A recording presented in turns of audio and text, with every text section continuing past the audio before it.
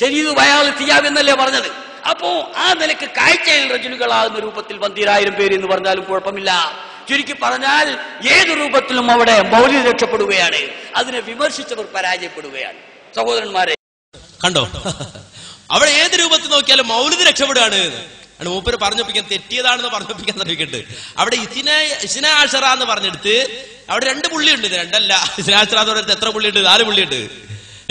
4 പുള്ളിയുണ്ട്. അതിങ്ങനെ കുത്തിട്ടാണെന്ന് പറഞ്ഞാല് ബദർ യുദ്ധവും അതല്ലാത്ത എക്സെട്രാ ഒരുപാട് യുദ്ധങ്ങളുണ്ടല്ലോ. ആ യുദ്ധങ്ങളിലെല്ലാം കൂടി 12,000 ആള് പുറകോട്ട് ഓടിയതാ. അങ്ങനെ വ്യാഖ്യാനിക്കാം, അങ്ങനെ ശരിയാക്കാം.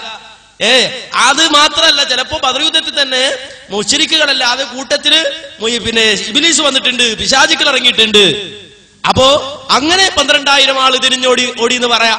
എങ്ങനെ വന്നാലും മൗലിദ് രക്ഷപ്പെടുകയാണ് എന്നാ. പക്ഷെ മുജാഹിദിന്റെ മുന്നിൽ വന്നാൽ രക്ഷപ്പെടൂല മക്കളെ, മുജാഹിദിന്റെ മുന്നിൽ വന്നാൽ രക്ഷപ്പെടൂല. അതുകൊണ്ട് മുജാഹിദിന്റെ മുന്നിൽ വന്നപ്പോ പറഞ്ഞു മുഹമ്മദ് മൗലിദ് തെറ്റ്. ഏത്? അതിന് മുമ്പ് പ്രസംഗിച്ചപ്പോ പറഞ്ഞത് ഞങ്ങൾ ഓതുന്ന മൗലിദാണ് ജാല മുഹമ്മദ് മൗലിദ്. അത് കഴിഞ്ഞിട്ട് 12,000 എന്ന് പറഞ്ഞതിനെ ന്യായീകരിച്ചു. അത് തെറ്റാണെന്നല്ല, അതിനെ ന്യായീകരിച്ചു. 12,000 എന്ന് പറഞ്ഞാൽ ബദർ യുദ്ധത്തിൽ 1000-ഓളം വരുന്ന കുഫാറുകളും പിന്നെ ബാക്കി വന്ന 11,000-ഓളം പിന്നെ പിശാചുക്കളും. അങ്ങനെ അവർ പിന്തിരിഞ്ഞോടി എന്നൊക്കെ ന്യായീകരിക്കുക. എന്നാൽ വല്ലപ്പുഴയിലെത്തിയപ്പോഴോ ഇത് തെറ്റാണ്. ഉമ്മാന്റെ കിതാബ് മൗലിദ് കിതാബ് വായിച്ചിട്ട് അവരുടേത്, ഉമ്മാമാന്റെ മൗലിദ് കിതാബ് വായിച്ചിട്ട് അവരുടെ കണ്ടോ ഈ മൗലിദ് കിതാബിൽ തെറ്റുണ്ടെന്ന് കേട്ടോളൂ. അതിനുള്ള ഒരു മൗലിദാണ് ജാല മുഹമ്മദ് മൗലിദ്. ആ മൗലിദിൽ ഇവർ തന്നെ കടത്തിക്കൂട്ടിയിട്ടുണ്ട്. ബദർ ദിവസം 12,000 ആളുകൾ തോറ്റോടി. അത് നുണയാണ്, ശരിയല്ല. അത് ഞങ്ങൾക്കറിയാം. അതുകൊണ്ടാണ് ഞാൻ പറയുന്നത്, അതിൽ നുണകൾ പലതും കടത്തിക്കൂട്ടിയിട്ടുണ്ട്. അത് പരിശോധിച്ചിട്ട് ഐക്യവേദിക്കാർ പറഞ്ഞു ഞങ്ങൾ ഇത്രയും കൊടുത്തു, ഇതിലേത് മൗലിദൊക്കെയാണ് അംഗീകരിക്കുക? ഞാൻ പറഞ്ഞു പലതിലും കളവുണ്ട്. കളവ് വേണമെങ്കിൽ ഞാൻ കാണിച്ചിറപ്പത് ഒരു കളവതിലുണ്ട്, ഒരു അബദ്ധത്തിലുണ്ട്. അത് നമുക്ക് അംഗീകരിക്കാൻ കഴിയില്ല. ഞങ്ങൾ പറയുന്നത് അതാണ്. കണ്ടോ, ബദർ ദിവസം 11,000 ആളുകൾ കുഫാറുകൾ ഒളിച്ചോടിയെന്ന ബദർ ദിവസം ആകെ 1000 ആളാണുള്ളത്. അത് 11,000 ഇവർ കടത്തിക്കൂട്ടിയതാണ്.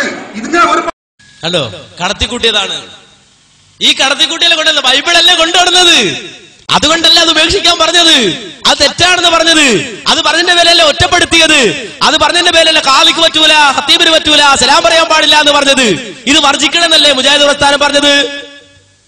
അപ്പോ പിരിശം പറഞ്ഞിട്ട് കൊണ്ടു നടന്നു. പക്ഷേ നേരത്തെ കോട്ടയംകാരൻ മുസ്ലിയാരുടെ കഥ പറഞ്ഞ പോലെ കേട്ടവർക്ക് മനസ്സിലായി. മുസ്ലിയാർക്ക് മനസ്സിലായോ എന്നുള്ളതല്ല, കേട്ടവർക്ക് മനസ്സിലായി, ജനത്തിന് മനസ്സിലായി അല്ലേ. അതുകൊണ്ട് ഇപ്പൊ മുസ്ലിയാക്കന്മാര് തന്നെ പറയാ ജനത്തിനെ പിടിച്ചിട്ട് കിട്ടുന്നില്ല. നമ്മൾ ഒരുപാട് ശ്രമിച്ചു നോക്കി, ജനത്തിനെ പിടിച്ചിട്ട് കിട്ടുന്നില്ല, ഒരു വിവരമില്ല എന്നാണ്. ഈ വിഷയം തന്നെ അവർക്ക് അറിയില്ല. കേട്ടോളൊരു മുസ്ലിയാരുടെ പരാതി. ആചാര വീട്, മൂലേര വീട്, വലിയ വലിയ ആളുകളുടെ ഒക്കെ വീടുകൾ. ഞാൻ ചോദിക്കട്ടെ, ഇശാ മഗ്‌രിബിന്റെ ഇടയിൽ ഖുർആൻ ഓതുന്ന വീടുണ്ടോ? നിക്കറുകളും മാലകളും മൗലൂദുകളും സ്വലാത്തുകളും ചെല്ലുന്ന വീടുണ്ടോ? സ്വന്തം മക്കളെ കൊണ്ട് ചെല്ലാൻ പറയുന്ന വീടുണ്ടോ? പഴയ കാലത്തൊക്കെ നമ്മളെ വീടുകളിൽ ഖുർആൻ ഉണ്ടാകും അല്ലെ? അതേ പ്രകാരം ഖുർആന്റെ കൂടെ ഒരു സബീന ഉണ്ടാവും. ഇതൊക്കെ പാടിയിരുന്ന ഒരു കാലഘട്ടം.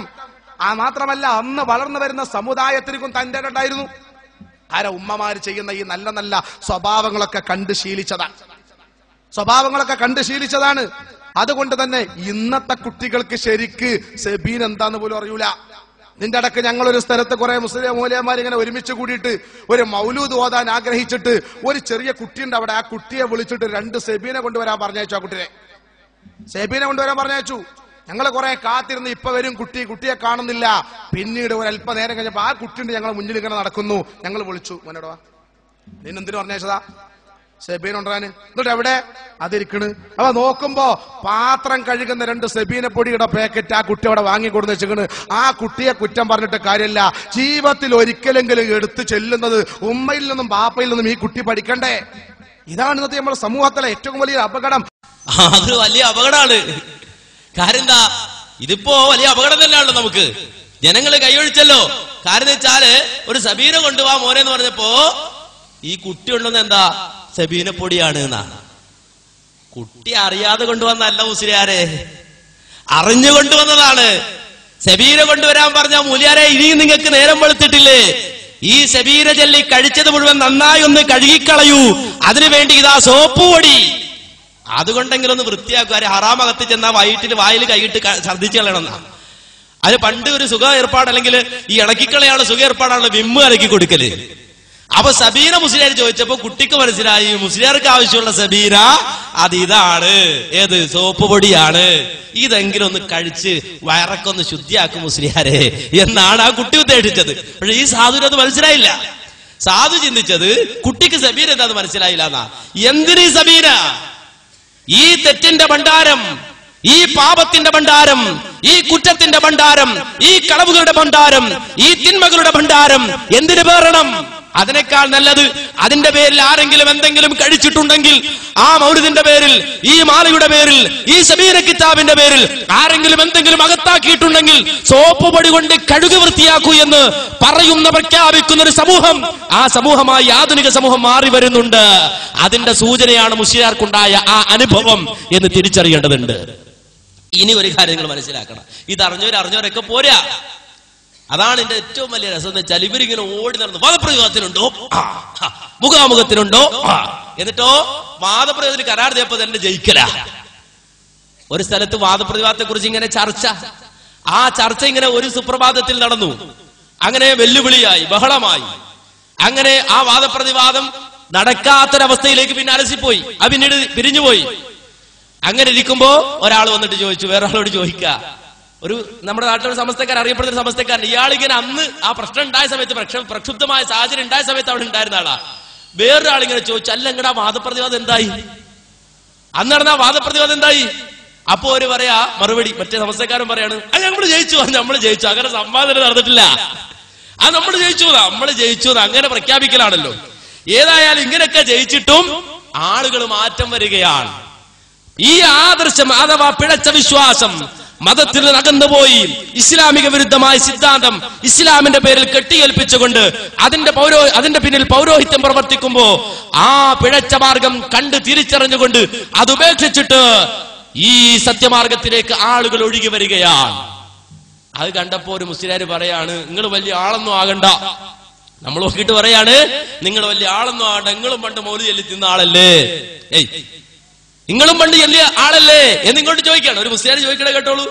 മൗലിദ് കഴിക്കാണ് ജനങ്ങൾ ഒരുമിച്ച് കൂടുക, എന്നിട്ടോ കുറച്ച് നബിന്റെ പ്രസവാവസരത്തിലുണ്ടായ ചരിത്ര യാഥാർത്ഥ്യങ്ങളൊക്കെ വിശദീകരിക്കുക, ഖുർആൻ ആയത്തും കുറച്ച് ഓതുക, അതൊക്കെ കഴിഞ്ഞതിന് ശേഷം എന്തെങ്കിലുമൊക്കെ സാപ്പാടുണ്ടായി കഴിക്കുക, പോവുക.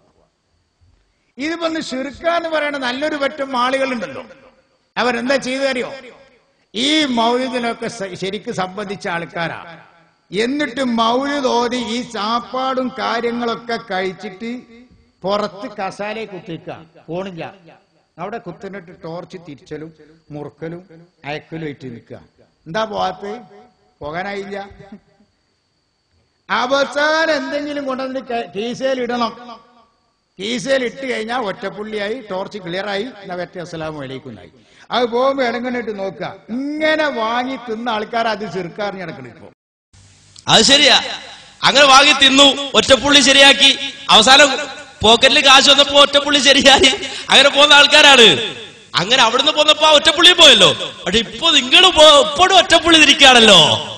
ഇപ്പോഴും ഇവരിങ്ങനെ ഒറ്റപ്പുള്ളി തിരിച്ചിരിക്കാം. പണ്ട് തിരിച്ചവരൊക്കെ പോയി, അവശേഷിക്കൊണ്ട് ഇപ്പോഴും ഒറ്റപ്പുള്ളി ഉണ്ടാക്കിക്കൊണ്ടിരിക്കണേ. മൗലിദ് ചെല്ലിയാല് പടച്ചോന്റെ കുരിക്കോട്ട് ചെയ്തതല്ലേ, സുന്നത്തിയപ്പാത്തിന്റെ ആളുകളല്ലേ, നമ്മുടെ അടയാളല്ലേ, അതുകൊണ്ട് ഫ്രീ എന്നല്ല, ചെല്ലിക്കഴിഞ്ഞാൽ പിന്നെ വരണ്ട അവിടെ നിൽക്കാണ് എന്നാ. പിന്നെ അത് മൂപ്പരാകുമ്പോൾ നല്ല അനുഭവമുണ്ട്. മുസ്ലിയാരാണല്ലോ അദ്ദേഹത്തിന്റെ വെളിച്ചത്തിൽ പറഞ്ഞ സാധാരണ മുസ്ലിയാക്കന്മാരൊക്കെ ചെയ്യണാണ്. പണ്ടത്തെ കാലത്ത് ഒരു ടോർച്ചിൽ ഒറ്റപ്പുള്ളി ഇരിക്കലുണ്ട് എന്നാ. അങ്ങനെ തിരിച്ച് ഇപ്പൊ എന്താണെന്ന് അറിയില്ല. അപ്പൊ ലാപ്ടോപ്പ് ഓഫാക്കലോ ഓണാക്കലോ അങ്ങനെയാണെന്ന് അറിയില്ല. അപ്പൊ ലാപ്ടോപ്പ് മോലിതാണ് തുറന്നു വെച്ചിട്ട് മോലില്ല. അപ്പൊ ലാപ്ടോപ്പ് ചിലപ്പോ വൈറസ് കയറിയിട്ട് അതിങ്ങനെ ഓഫാകൂല. അങ്ങനെ ഓഫാകണ വരെ അങ്ങനെ കൊണ്ടുനടക്കലാണെന്ന് നമുക്ക് അറിഞ്ഞൂടാ. ഏതായിരുന്നാലും പണ്ട് ഒറ്റപ്പുള്ളി ഉണ്ടാക്കിയവരൊക്കെ പോന്നു. അതുകൊണ്ട് ഇത് നമുക്കറിയാം വളരെ വ്യക്തമായി ഈ ശിർക്കിനെതിരെ, ഈ ബിദ്അത്തിനെതിരെ, ഈ പൗരോഹിത്യത്തിന്റെ കപടനാട്യത്തിനെതിരെ വളരെ ശക്തമായി ഇസ്ലാഹി പ്രവർത്തന രംഗത്ത് സജീവമായി പണ്ഡിതന്മാർ വന്നു. ഏകനായ റബ്ബിന് മാത്രം നൽകേണ്ട ആരാധനകൾ പടപ്പുകളിലേക്ക് തിരിച്ചു വിട്ടുകൊണ്ട് അതുവഴി ഉപജീവനം നടത്തുന്ന പൗരോഹിത്യത്തിനെതിരെ ശക്തമായി മുജാഹിദ് പ്രസ്ഥാനത്തിന്റെ സ്റ്റേജുകളിലും വാദപ്രതിവാദ വേദികളിലും അതേ സമസ്തയിൽ പ്രവർത്തിച്ചിരുന്ന പണ്ഡിതന്മാർ തന്നെ കടന്നു വന്നു. കാരണം സത്യം ബോധ്യമായാൽ, ഹക്ക് ബോധ്യമായാൽ, ന്യായം ബോധ്യമായാൽ സത്യം ഇതാണെന്ന് മനസ്സിലായാൽ, ഇതാണ് ദീനിന്റെ അടിസ്ഥാനമെന്ന് മനസ്സിലായാൽ പിന്നെ മാറുകയാണ്. അല്ലാതെ ശിർക്കിൽ നിൽക്കുകയല്ല, കുഫ്ർ നിൽക്കുകയല്ല.